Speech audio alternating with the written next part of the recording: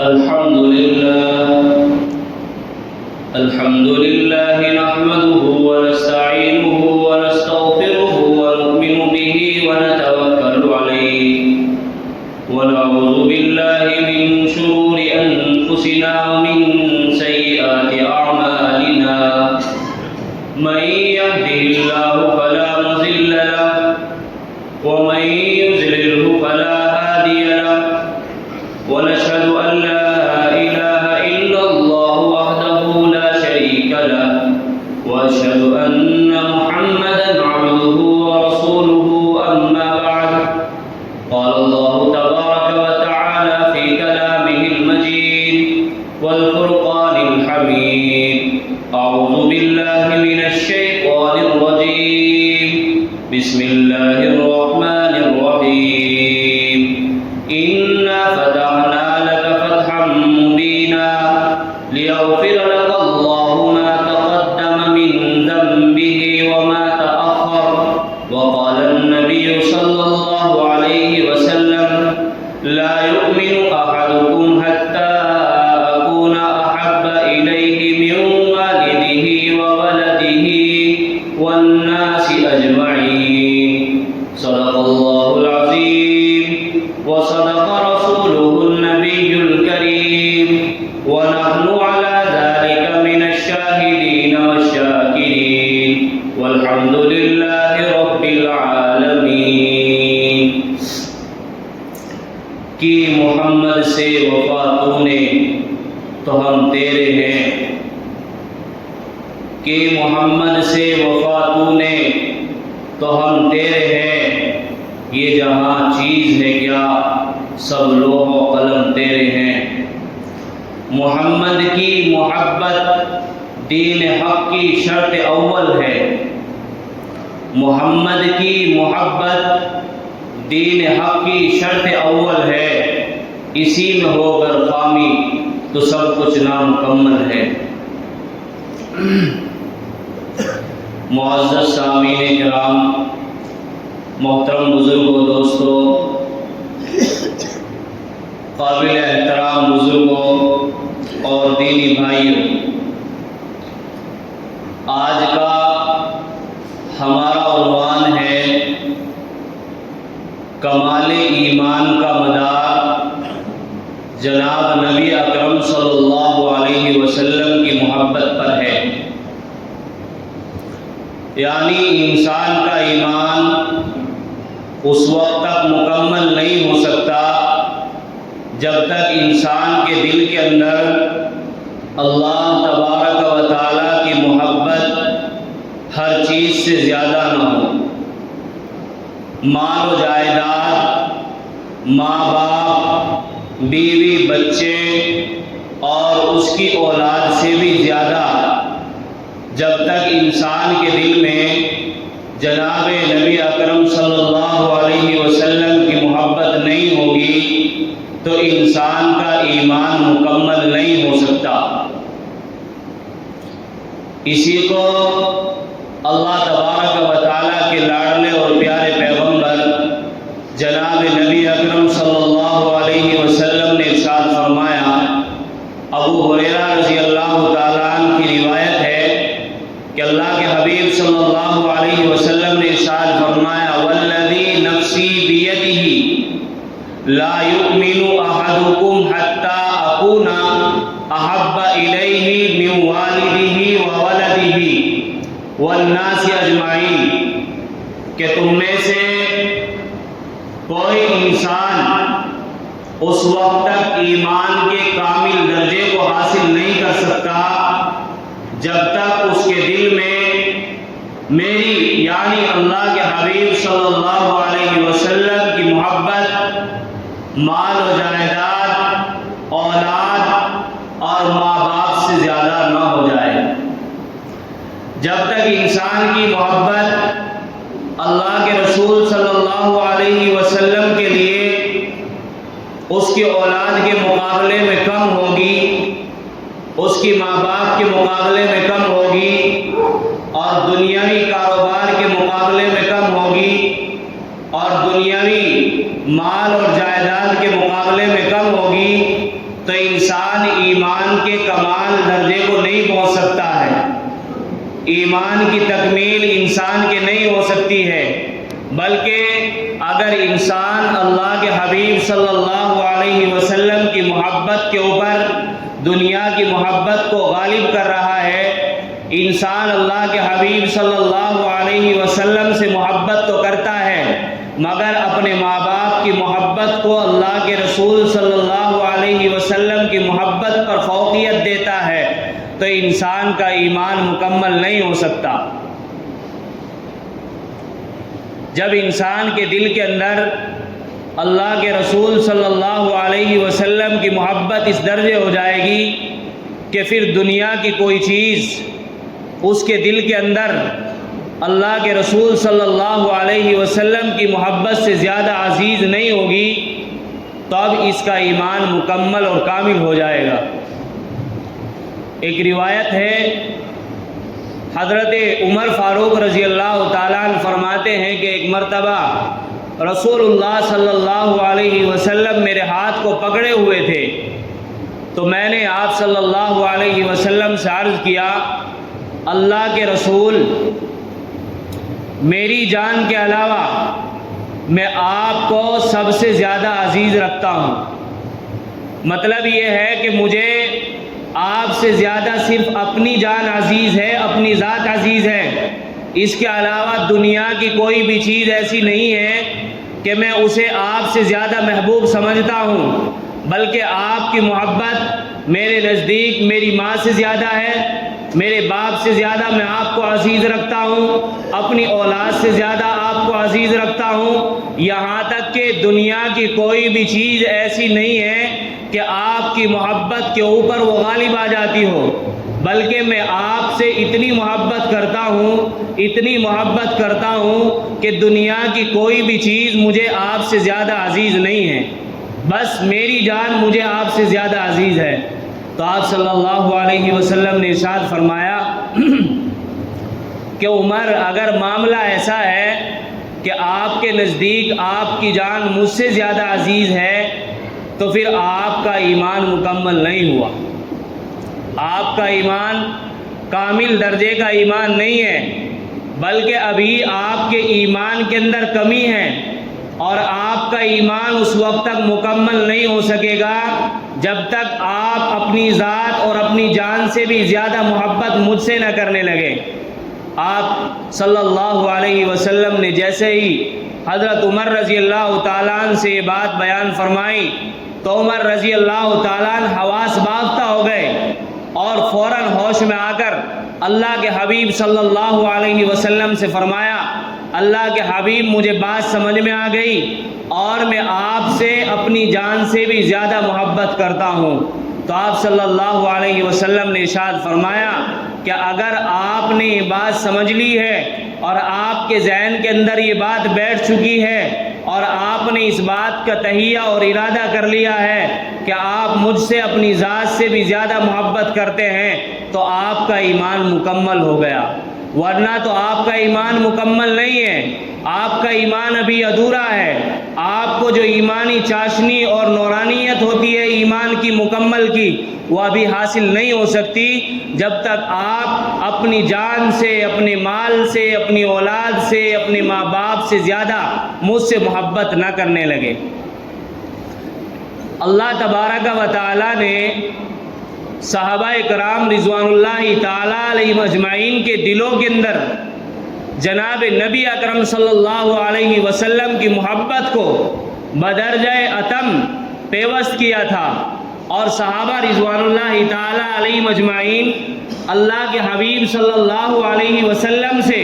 اپنی جانوں سے، اپنی مالوں سے، اپنی اولادوں سے، اپنی نسلوں سے اور اپنے باغات سے، ہر چیز سے زیادہ محبت کیا کرتے تھے۔ ایک مرتبہ مال غنیمت حاصل ہوا اور مال غنیمت میں سے ایک جوڑا جو سرخ قسم کا تھا، سرخ کلر کا تھا اور بڑا قیمتی تھا، اللہ کے حبیب صلی اللہ علیہ وسلم نے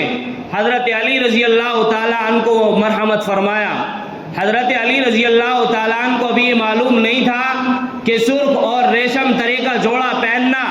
اور ریشم کا جوڑا انسان کو اپنے جسم کے اوپر زیب تن کرنا یہ شریعت مطہرہ کے اندر جائز نہیں ہے، بلکہ حضرت علی رضی اللہ تعالیٰ عنہ تو یہ سمجھتے تھے کہ جس طرح کا چاہے انسان لباس پہن سکتا ہے، لہذا حضرت علی رضی اللہ تعالیٰ عنہ نے اس ریشم کے لباس کو اپنے جسم کے اوپر ڈالا، اور اس جسم کے اوپر ڈالنے کے بعد حضرت علی رضی اللہ تعالیٰ عنہ اللہ کے حبیب صلی اللہ علیہ وسلم کی خدمت میں حاضر ہوئے، تو اللہ کے حبیب صلی اللہ علیہ وسلم نے حضرت علی رضی اللہ تعالیٰ عنہ سے ناراضگی کا اظہار فرمایا۔ حضرت علی رضی اللہ تعالیٰ عنہ نے جب دیکھا کہ اللہ کے حبیب صلی اللہ علیہ وسلم میرے اس لباس کو پہننے کی وجہ سے ناراضگی کا اظہار فرما رہے ہیں، تو فوراً حضرت رضی اللہ تعالیٰ عنہ وہاں سے اٹھے، اپنے گھر تشریف لے گئے اور اس لباس کو اتار کر کے عورتوں کے درمیان میں تقسیم فرما دیا۔ مطلب یہ ہے کہ اللہ کے حبیب صلی اللہ علیہ وسلم کی محبت صحابہ اکرام رضوان اللہ تعالیٰ علیہ مجمعین کے دلوں کے اندر اس طرح پیوست اور کوٹ کوٹ کر کے بھری ہوئی تھی کہ صحابہ اکرام رضوان اللہ تعالیٰ علیہ مجمعین کو اللہ کی محبت سے زیادہ کوئی بھی چیز عزیز نہیں تھی۔ اللہ کے نبی صلی اللہ علیہ وسلم کی محبت کے لیے، اللہ کے حبیب صلی اللہ علیہ وسلم کے پیار میں، اللہ کے حبیب صلی اللہ علیہ وسلم کے عشق میں صحابہ کے لیے ہر چیز کو قربان کرنا آسان ہو گیا۔ کوئی بھی چیز اللہ کے حبیب صلی اللہ علیہ وسلم نے فرمائی، کسی بھی چیز کا اللہ کے حبیب صلی اللہ علیہ وسلم نے اشارہ فرمایا اور حکم فرمایا تو صحابہ کرام رضوان اللہ تعالیٰ علیہ مجمعین نے اسے قبول کر لیا اور تسلیم کر لیا۔ تین طرح کی محبت ہوتی ہے، ایک محبت ہوتی ہے حب طبعی، اور ایک محبت ہوتی ہے حب عقلی، اور ایک محبت ہوتی ہے حب ایمانی۔ حب طبعی کا مطلب یہ ہے کہ جس طرح صحابہ اکرام رضوان اللہ تعالیٰ علیہ مجمعین کو اپنی جانوں سے، اپنی مالوں سے، اپنی اولاد سے، اپنی نسلوں سے زیادہ آپ علیہ الصلاۃ والسلام سے محبت تھی، اسی طرح ہمیں بھی اپنے ایمان کی تکمیل کے لیے اور اپنے ایمان کو مکمل کرنے کے لیے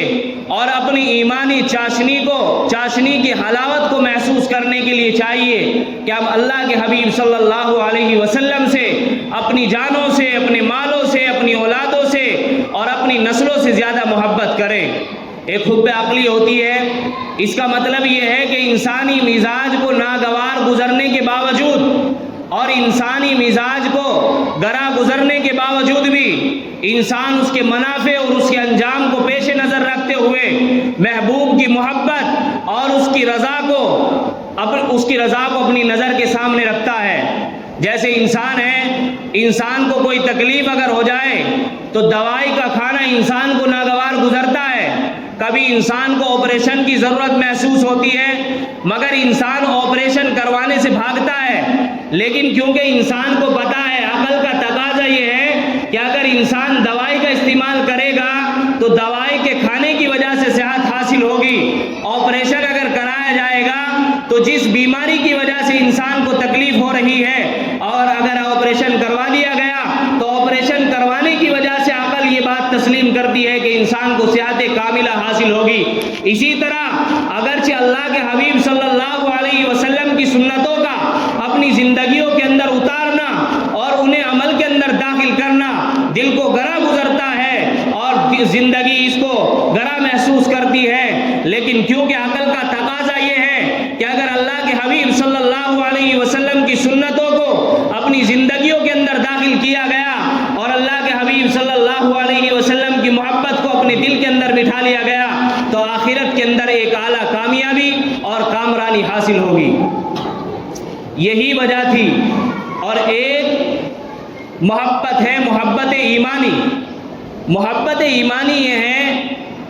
کہ انسان کو ایمانی جذبہ اپنے محبوب کی محبت کے اندر ہر چیز کے اوپر مجبور کر دیتا ہے۔ یہی وجہ تھی کہ اللہ کے حبیب صلی اللہ علیہ وسلم صحابہ اکرام رضوان اللہ تعالیٰ علیہ مجمعین کو کوئی بھی چیز فرماتے تھے تو صحابہ رضوان اللہ تعالیٰ علیہ مجمعین اللہ کے حبیب صلی اللہ علیہ وسلم کے حکم پر لبیک کہتے تھے۔ اللہ کے حبیب صلی اللہ علیہ وسلم نے صحابہ سے فرمایا کہ میرے صحابہ، مکہ مکرمہ کو چھوڑ کر کے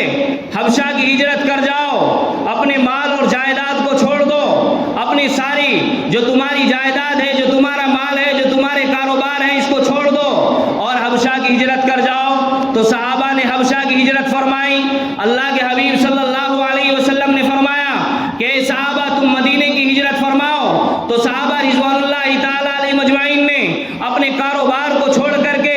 اپنے مال کو چھوڑ کر کے، اپنی جائیداد کو چھوڑ کر کے مدینے کی ہجرت فرمائی۔ اللہ کے حبیب نے فرمایا غزوہ بدر کے اندر 313 خالی ہاتھ صحابہ کو کہ میرے صحابہ تمہیں 1000 مسلح لشکر کے سامنے مقابلہ کرنا ہے، تو صحابہ جو 313 خالی ہاتھ تھے، نہتے تھے، 1000 لشکر جرار کے مقابلے میں آ گئے اور ان سے مقابلہ کیا۔ اللہ کے حبیب نے فرمایا اے میرے صحابہ، آپ کو غزوہ احد کے اندر 700 آدمیوں کو 3000 انسانوں سے مقابلہ کرنا ہے، اور وہ 3000 وہ کہ جن کے پاس میں ساری طرح کے اسباب مہیا ہیں، تلوار بھی ہیں، تیر بھی ہیں، نیزے بھی ہیں، مگر یہ 700 آدمی ایسے کہ جن کے پاس میں نہ تو تیر ہیں، نہ تو تلوار ہے، نہ تو گھوڑے ہیں، نہ کچھ ہے، مگر اللہ کے حبیب کے ایک حکم کی وجہ سے یہ 700 آدمی 3000 کے مقابلے میں کھڑے ہو گئے، اور اللہ کے حبیب نے فرمایا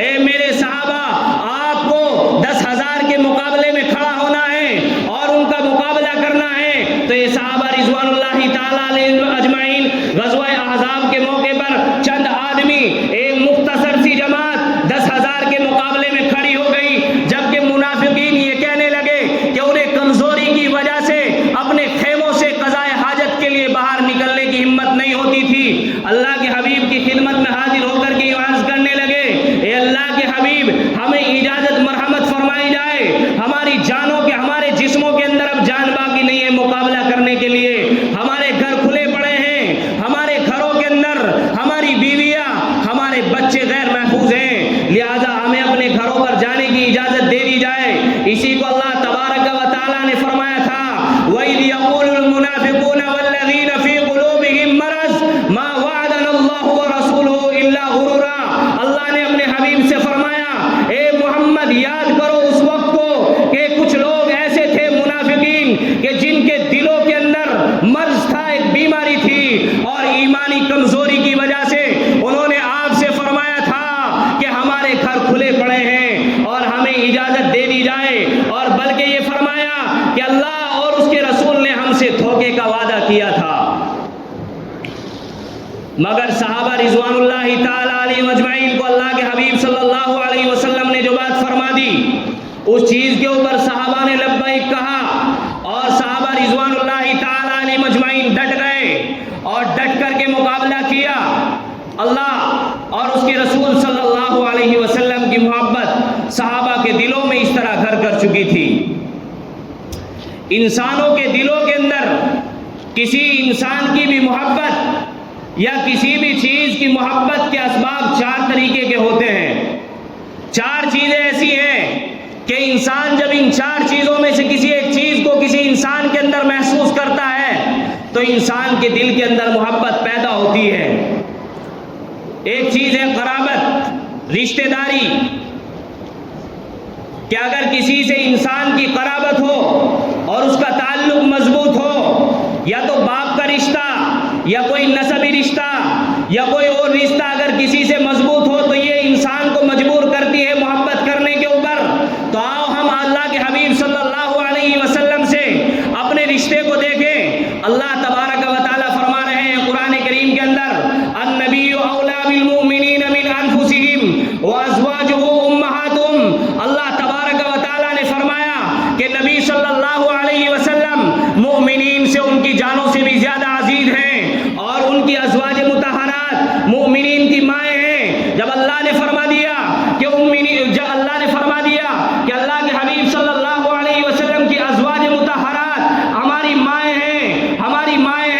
اور اللہ کے حبیب صلی اللہ علیہ وسلم کی ازواج جب ہماری مائیں ہوئے تو اللہ تبارک و تعالیٰ کے پیارے اور لاڈلے پیغمبر ہمارے باپ ہوئے۔ یہ جو دنیا کے اندر ہمارے ماں باپ ہیں یہ ہمارے دنیا میں آنے کا سبب ہیں، لیکن اللہ کے حبیب صلی اللہ علیہ وسلم دنیا کے اندر انسانوں کے اندر جو کمالات پیدا ہو سکتے ہیں اور جو خوبیاں پیدا ہو سکتی ہیں، ان خوبیوں کے پیدا کرنے کا اسباب اللہ کے حبیب صلی اللہ علیہ وسلم ہے۔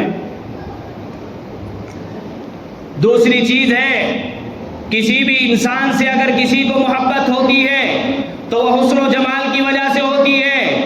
انسان دیکھتا ہے کہ انسان حسین و جمیل ہے تو اس کے حسن کا دیوانہ اور مستانہ ہو جاتا ہے، اس کے حسن کی وجہ سے اس کا دل اس کی طرف مائل ہو جاتا ہے، اور اس کے دل کا میلان اس کے حسن کی وجہ سے، اس کی خوبصورتی کی وجہ سے اس کے اوپر فدا ہو جاتا ہے۔ تو آؤ اللہ کے حبیب صلی اللہ علیہ وسلم کا حسن و جمال دیکھیں۔ حضرت جابر بن سمرہ رضی اللہ تعالیٰ عنہ فرماتے ہیں کہ میں چاندنی راتوں کے اندر میں چاند کی طرف دیکھتا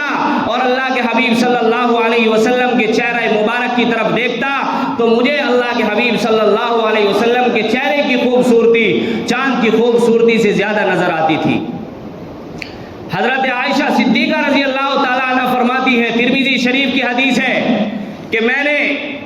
حضرت حفصہ رضی اللہ تعالیٰ عنہ سے ایک سوئی کرائے پر لی تھی۔ ایک مرتبہ ایسا ہوا کہ میں آپ صلی اللہ علیہ وسلم کی قمیض کو سی رہی تھی تو وہ سوئی گر گئی مجھ سے، تو میں اس سوئی کو تلاش کر رہی تھی مگر مجھے وہ سوئی نظر نہیں آتی تھی۔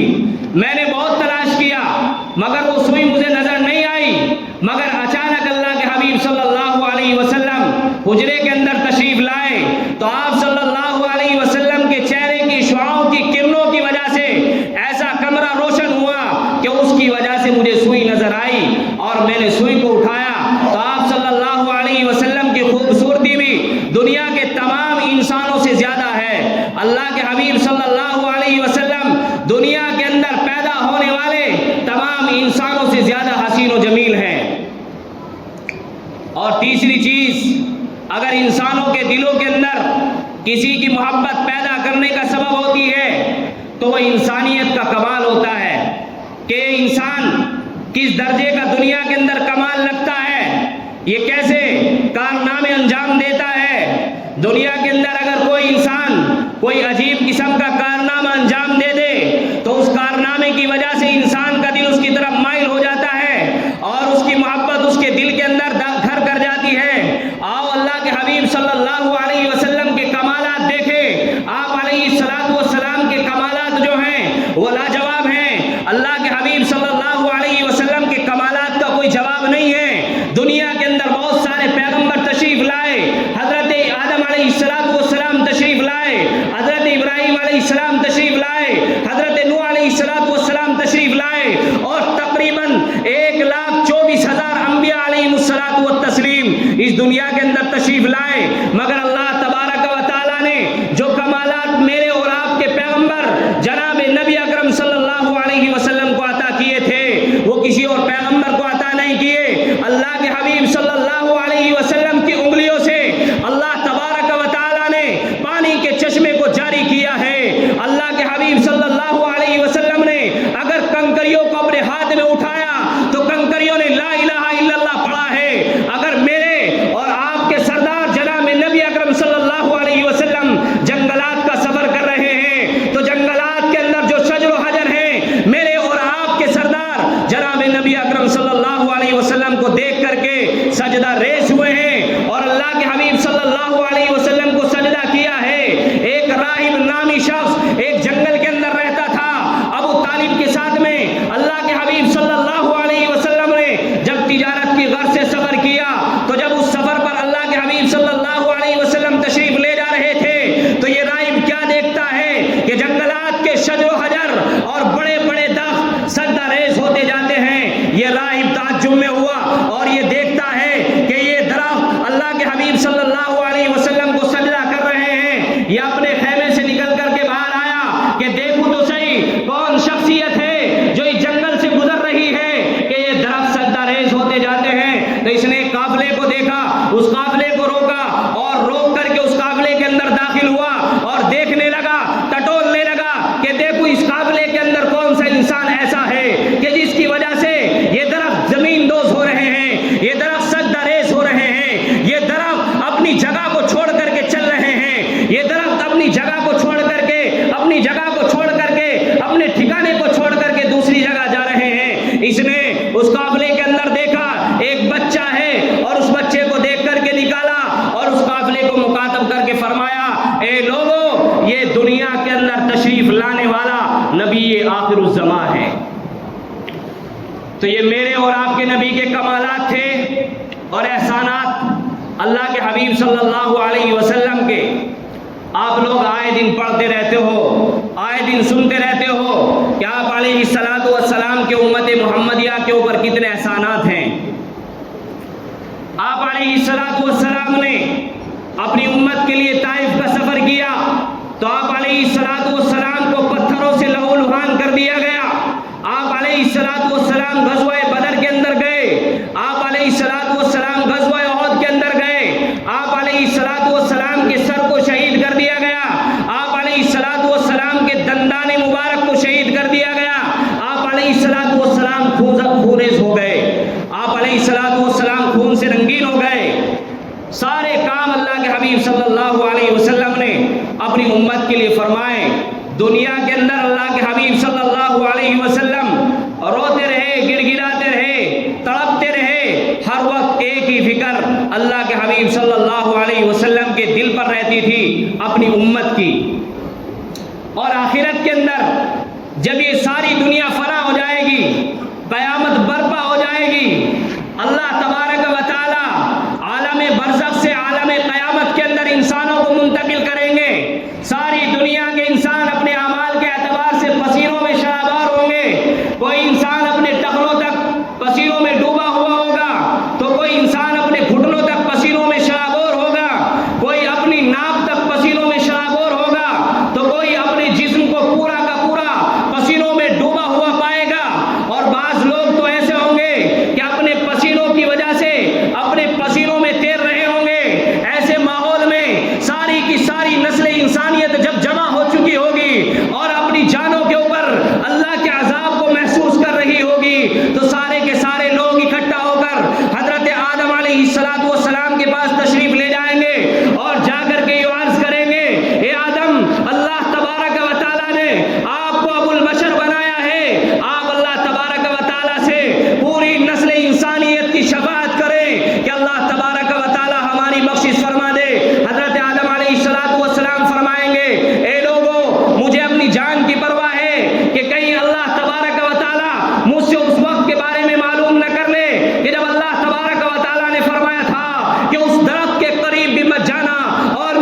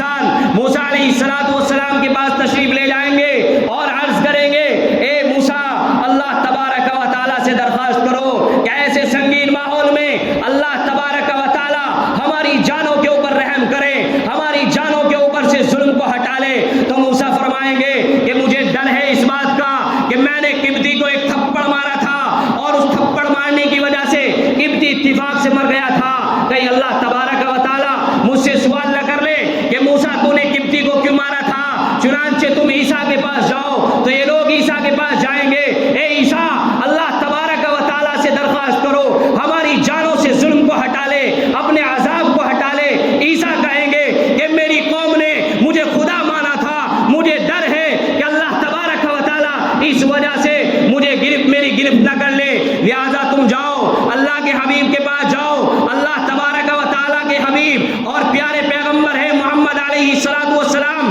اللہ تبارک و تعالیٰ نے انہیں یہ حق دیا ہے اور ان سے فرما دیا ہے کہ قیامت کے میدان میں تم سے کوئی سوال اور جوابات نہیں ہوں گے، تم جو سفارش کرو گے وہ قبول کی جائے گی۔ اللہ نے فرمایا تھا انا فتحنا لک فتحا مبینا لیغفر لک اللہ ما تقدم من ذنبہ، کہ تم جسے چاہو گے ان کی بخشش کر دی جائے گی۔ یہ لوگ اللہ کے حبیب کے پاس جائیں گے اور جا کر کے عرض کریں گے اللہ کے حبیب آج کی اس ہولناک منظر میں آپ سے کوئی سوال اور جواب ہونے والا نہیں ہے، لہٰذا آپ اللہ تبارک و تعالیٰ کی بارگاہ میں عرض کریں اللہ ہمیں معاف فرمائے۔ اللہ کے حبیب صلی اللہ علیہ وسلم ایسے ماحول میں کہ جب کہ ہر انسان کو اپنی جان کی پڑی ہوئی ہوگی، ہر انسان سوچ رہا ہوگا کہ میرا رب میری جان کو بخش دے، ایسے ماحول میں میرا اور آپ کا پیغمبر، اللہ کا دیوانہ، اللہ کا لاڈلا پیغمبر محمد عربی صلی اللہ علیہ وسلم ساری نسل انسانیت کی سفارش کرے گا، اے اللہ اس نسل انسانیت کو اپنے عذاب سے نجات دے۔ اللہ تبارک و تعالیٰ فرمائیں گے کہ جاؤ ہم نے تمہاری شفاعت کو قبول کر لیا، جنتی جنت میں چلے جائیں گے، جہنمی جہنم میں چلے جائیں گے۔ اللہ کے لاڈلے اور پیارے پیغمبر دوسری مرتبہ سفارش کریں گے ان لوگوں کے لیے جو اللہ کے پیارے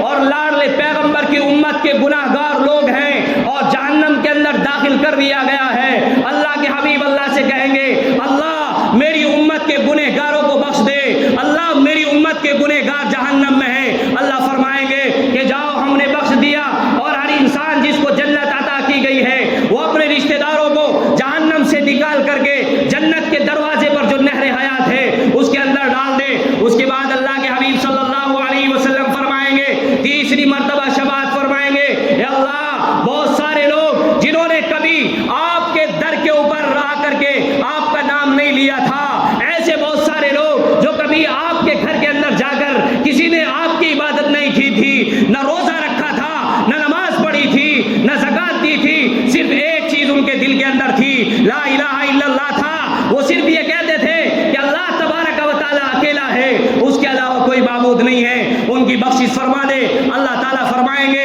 کہ جاؤ ہم نے آپ کی امت کے ایک ایک انسان کو بخش دیا ہے، سارے کے سارے جہنمی لوگوں کو نکال کر کے نہر حیات کے اندر داخل کر دو۔ یہ کوئلہ ہو چکے ہوں گے، آگ سے جل چکے ہوں گے، انہیں نہر حیات کے اندر داخل کرایا جائے گا۔ اللہ تبارک و تعالیٰ کے پیارے اور لاڈلے پیغمبر نہر حیات کے اندر ڈالیں گے تو اللہ تبارک و تعالیٰ انہیں پہلے سے بھی زیادہ خوبصورتی عطا فرمائیں گے۔ ہمارے دلوں کے اندر یہ بات نہیں آتی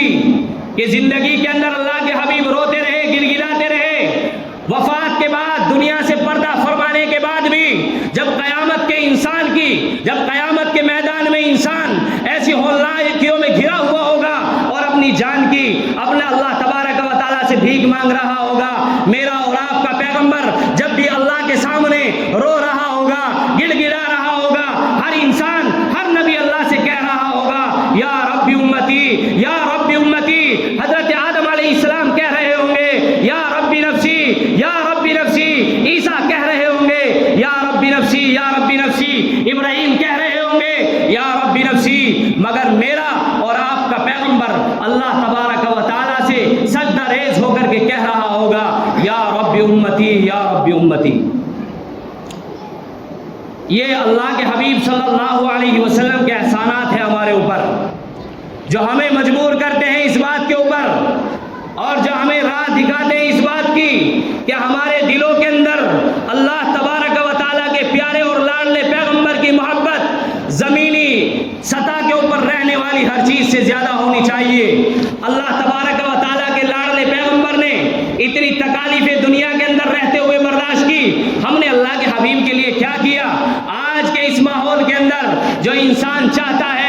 جس کے دماغ میں جو بات آتی ہے بک دیتا ہے، جس کے نسب کا نہیں پتا، جس کے باپ کا نہیں پتا کہ اس کا نسب نامہ کیا ہے، وہ بھی اللہ کے حبیب صلی اللہ علیہ وسلم کی ذات اقدس کے اوپر کیچڑ اچھالتا ہے۔ اور بہت سارے وہ لوگ جو ہماری آٹو کے بھوکے ہوتے ہیں، جب ہمارے نبی کی شان میں گستاخی ہوتی ہے تو سب کے منہ پہ تالا لگ جاتا ہے، اور جب الیکشن کا دور آتا ہے اور جب ووٹ کا دور آتا ہے تو سارے کے سارے آتے ہیں اور ہماری آٹو کو بطور کر کے چلے جاتے ہیں، مگر اللہ کے نبی کی شان کے اوپر، اسوہ رسول کے اوپر، ناموس رسالت کے اوپر کسی کی زبان نہیں کھلتی ہے۔ غور کرنے کی بات ہے، سوچنے کی بات ہے کہ جس نبی نے ہمارے لیے ایک ایک لمحہ تڑپ کر کے گزارا ہو، جس نبی کی آنکھیں ہر وقت اپنی امت کے لیے آنسوؤں سے شرابور ہو، جس نبی کی آنکھیں ہر وقت اپنی امت کے لیے تڑپ رہی ہو، جب قیامت کا منظر ہوگا ساری نسل انسانیت کے لوگ جمع ہوں گے۔ اگر ایسے ماحول میں اللہ کے پیارے اور لاڈلے پیغمبر نے ہم سب کو بلا کر کے معلوم کر لیا کہ میری امت کے لوگ آ جاؤ، یہاں پر جہاں آ جاؤ، میں نے تو تمہارے لیے تکلیفیں کھائی تھی، میں نے تو تمہارے لیے پتھر کھائے تھے، میں نے تو تمہارے لیے تیروں کا سامنا اور تلواروں کا مقابلہ کیا تھا، میں نے اپنے چہرے کو شہید کروا لیا تھا، میرے دانت ٹوٹ کر کے زمین کے اوپر گر گئے تھے، تم نے میرے لیے کیا کیا؟ میں روتا رہا، گڑ گڑاتا رہا، تڑپتا رہا، اللہ سے معافی مانگتا رہا تمہارے لیے کہ اللہ میری امت کے کسی انسان کو بھی جہنم کے اندر داخل نہ کرنا۔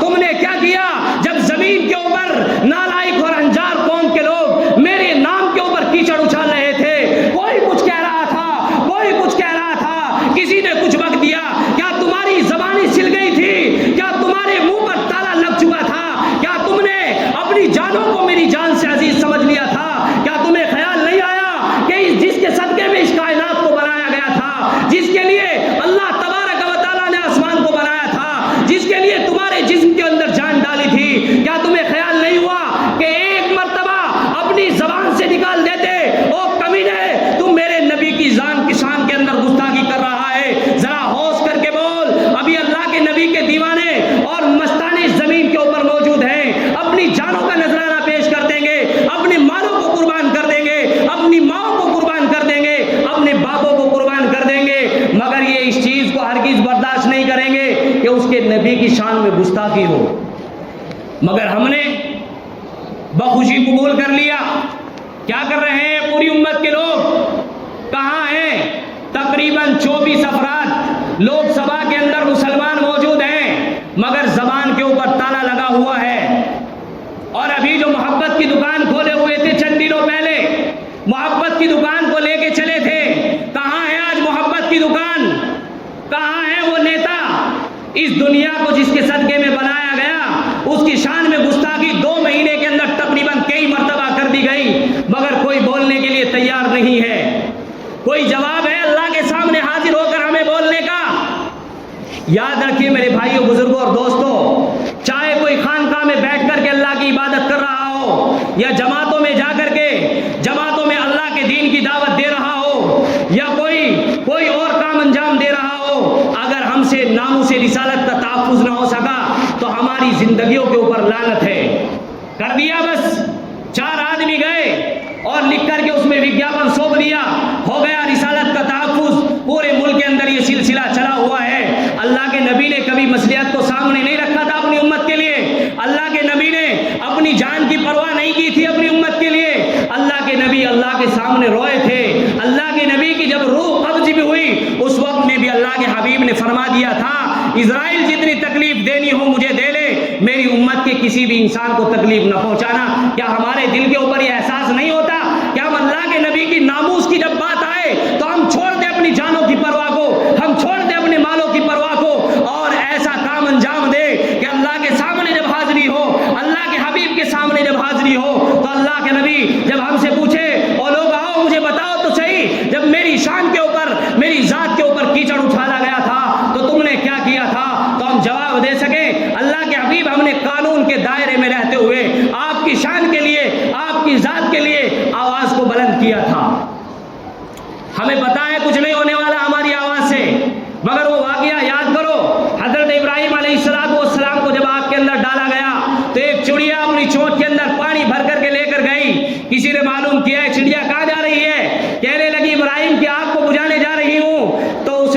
کہا کہ چڑیا تیری چونچ کا پانی کیا اس آگ کو بجھا سکے گا جو آسمانوں سے بات کر رہی ہے، جو آسمانوں کو چھو رہی ہے، جو پرندہ اس آگ کے اوپر سے گزرتا ہے وہ راکھ ہو جاتا ہے، کیا تیری چونچ کا پانی اس آگ کو بجھا دے گا؟ تو اس چڑیا نے کہا تھا مجھے معلوم ہے میری چونچ کا پانی اس آگ کو نہیں بجھا سکتا، مگر کل قیامت کے میدان میں اگر اللہ تبارک و تعالیٰ نے ساری نسل انسانیت کے سامنے مجھے بلا کر کے معلوم کر لیا اے چڑیا جب میرے ابراہیم کو جلایا جا رہا تھا تو کہاں تھی، تو کیا جواب دوں گی؟ ہم بھی ایک مرتبہ سوچ لیں کہ اس قیامت کے میدان میں جب ہر انسان اپنی جان کی پرواہ میں اگر ایسے وقت میں اللہ تبارک و تعالیٰ نے ہم سب کو بلا کر کے گریبان پکڑ کے معلوم کر لیا اور انسانوں جو نبی تمہارے لیے زمین کے اوپر تڑپتا رہا، گڑ گڑاتا رہا، تکلیفیں برداشت کرتا رہا، تم نے اس وقت میں کیا کیا تھا، تو کیا جواب دیں گے؟ اپنا قدم اٹھائیں، اپنی آواز کو کھولیں اور بولیں ان انسانوں کے خلاف جو ہمارے اور آپ کے آقا جناب نبی اکرم صلی اللہ علیہ وسلم کی شان میں گستاخی کر رہے ہیں۔ ہمارے ان لوگوں سے بھی میری عاجزانہ درخواست ہے کہ کوئی نہ کوئی ایسا قدم اٹھایا جائے جو قانون کے دائرے میں ہو، قانون کی خلاف ورزی نہ ہو، مگر لوگوں کو لگے کہ اللہ کے نبی کے دیوانے اس زمین کے اوپر ابھی موجود ہیں کہ جب بات ناموس رسالت کی آتی ہے نہ تو انہیں اپنی جانوں کی پرواہ رہتی ہے، نہ انہیں اپنی اولادوں کی پرواہ رہتی ہے، نہ انہیں اپنے مالوں کی پرواہ رہتی ہے، وہ سڑکوں پر بھی آنا جانتے ہیں اور وہ اپنے نبی کی ناموس کا تحفظ کرنا بھی جانتے ہیں تاکہ ان کا منہ بند ہو سکے۔ اللہ تبارک و تعالی ہم سب کو زیادہ سے زیادہ عمل کرنے کی توفیق عطا فرمائے۔ سبحان اللہ و بحمدہ، سبحان اللہ۔